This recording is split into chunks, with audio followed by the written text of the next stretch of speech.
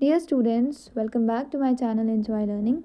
In this video, I'll teach you how to solve question number 7 of exercise 9.1. So let's begin.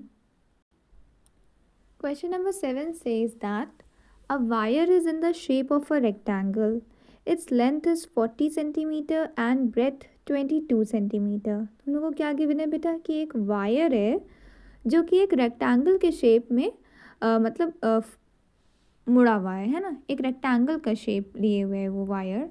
तो उस rectangle की आपको length given है और breath given है 40 centimetre and 22 centimetre is it's breath. अब क्या लिखा हुआ है कि अगर हमने उसी सेम वायर को अब एक स्क्वायर का शेप दे दिया, किसका शेप दे दिया, एक स्क्वायर का शेप दे दिया, तो फिर ये जो स्क्वायर बना इस स्क्वायर के हर साइड का क्या मेजर होगा, मतलब इस स्क्वायर का हर साइड किसके इक्वल होगा। We have to find the side of this square and then also find which shape rectangle or square encloses more area. So जब हम लोग स्क्वायर का भी साइड फाइंड कर लेंगे फिर उसके बाद हम लोग को फाइंड करना है कि अब देखिए रेक्टेंगल या स्क्वायर इन दोनों में से कौन से शेप का ज़्यादा एरिया होगा। सो फर्स्टली हम लोग साइड फाइंड करेंगे, देन साइड की हेल्प से हम स्क्वायर का एरिया फाइंड करेंगे और लेंथ और ब्रेथ तो रेक्टेंगल की गिवन ही है, then will find the area for rectangle as well. So first of all बेटा ये हमारा रेक्टेंगल है और हमें क्या गिवन है कि इसकी लेंथ है 40 एंड ब्रेथ है 22 सेंटीमीटर। सो अब अगर आप ध्यान से सोचिए ये हमारा एक वायर है ना, हमने अपने वायर को इस शेप में फोल्ड किया है, तो वायर की तो लेंथ सेम ही है ना। जैसे कि वायर यहाँ से शुरू हुआ है, यूँ हमने इसको फोल्ड करा पूरा और फिर ये यहाँ तक कि हमने इसको फोल्ड करा है, तो ये जो पूरी है ये पूरी हमारे वायर की क्या है, लेंथ है। तो वायर की लेंथ बताइए किसके इक्वल है। वायर की लेंथ हम कह सकते हैं ना कि इस रेक्टेंगल की बाउंड्री के इक्वल है, मतलब कि इस रेक्टेंगल के पेरीमीटर के इक्वल है। So the length of the wire is equal to the perimeter of the rectangle. अच्छा, अब नेक्स्ट केस सोचिए, अब हमें क्या गिवन है कि ये जो हमारा रेक्टेंगल था इसको हम लोगों ने अब मतलब ये जो पूरा वायर था इसको हमने ये जो मुड़ा हुआ था रेक्टेंगल शेप में इसको हमने खोल दिया और अब हमने ये हमारा जैसे कि लंबा सा वायर हो गया और अब हमने फिर से इस वायर को एक स्क्वायर शेप दे दिया। क्या शेप दे दिया, एक स्क्वायर शेप दे दिया। तो अब ये जो स्क्वायर बना इसके हम लोगों को साइड फाइंड करने हैं, है ना। तो अब हम लोग अगर देखें तो चाहे रेक्टेंगल हो या फिर स्क्वायर हो, दोनों के दोनों बने किससे हैं, बने तो हमारे इस वायर से ही है ना। ये जो इतना लंबा वायर था तो हम कह सकते हैं कि जो हमारे वायर की लेंथ है वही हमारे रेक्टेंगल की का पेरीमीटर है और वही हमारे स्क्वायर का पेरीमीटर है, क्योंकि जो हमारी स्क्वायर की बाउंड्री है बेटा वो भी तो किससे बनी हुई है, इस वायर ही से बनी हुई है ना। सो इस तरह से हम लोग को क्या मिलता है कि perimeter of the rectangle is equal to the perimeter of the square. So ये स्टेटमेंट बेटा आप लिखिए, length of wire is equal to perimeter of rectangle and also equal to perimeter of square. Okay, क्योंकि जो wire है उसी से rectangle का पेरीमीटर बना है। पेरीमीटर का मीनिंग सिंपली क्या होता है, पूरी बाउंड्री ना, रेक्टेंगल की पूरी बाउंड्री बनी है और स्क्वायर की भी पूरी बाउंड्री बनी है। सो ये दोनों ही चीज़ें, तीनों ही चीज़ें ये आपस में इक्वल हैं। नाउ अब हमें देखिए, हमें रेक्टेंगल का पेरीमीटर हम फाइंड कर सकते हैं ना, क्योंकि हमें रेक्टेंगल की लेंथ भी पता है और ब्रेथ भी पता है। So let's find the perimeter of the rectangle first. So here see I have written the short forms, you need to write the full forms. So perimeter of rectangle, write the formula first. It is simply 2 in bracket L plus B.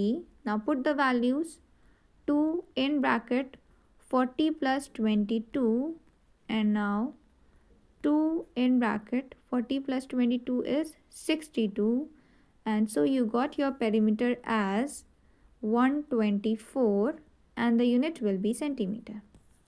हम perimeter में square नहीं लगाते हैं ना, बिल्कुल अच्छे से याद रखिएगा। लेंथ ऑफ ब्रेथ सेंटीमीटर में है तो पेरीमीटर भी हमारा सिंपली सेंटीमीटर में आ गया।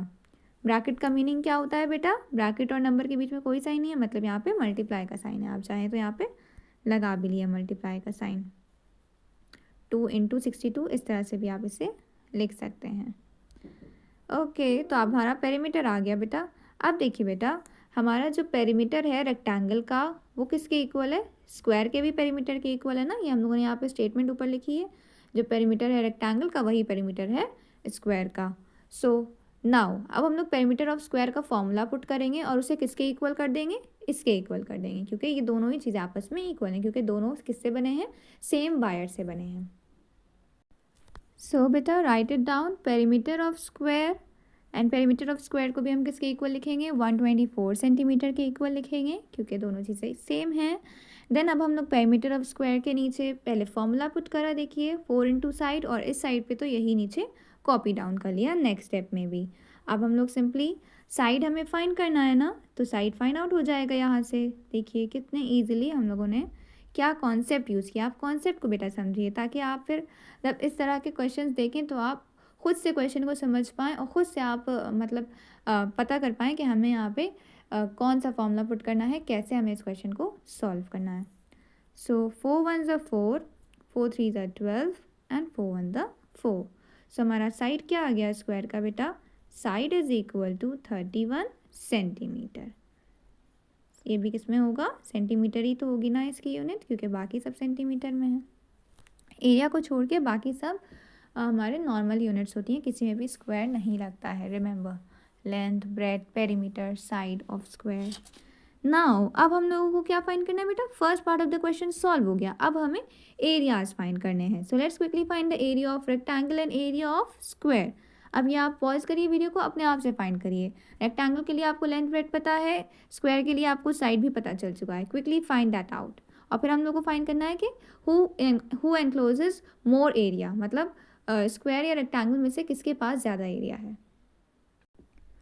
So beta, we will write area of rectangle is equal to length into breadth. So it is equal to 40 into 22 centimetre.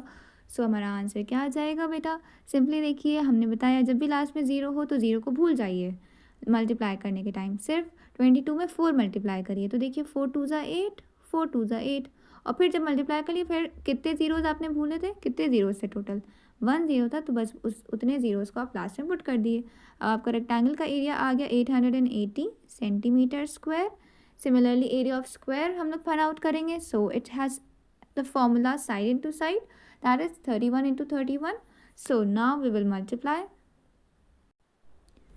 So our answer is 961 centimetre square.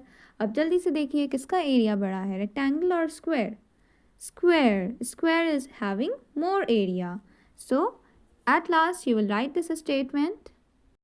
Square encloses more area, and this is our answer. I hope you understood the question very well. Good luck.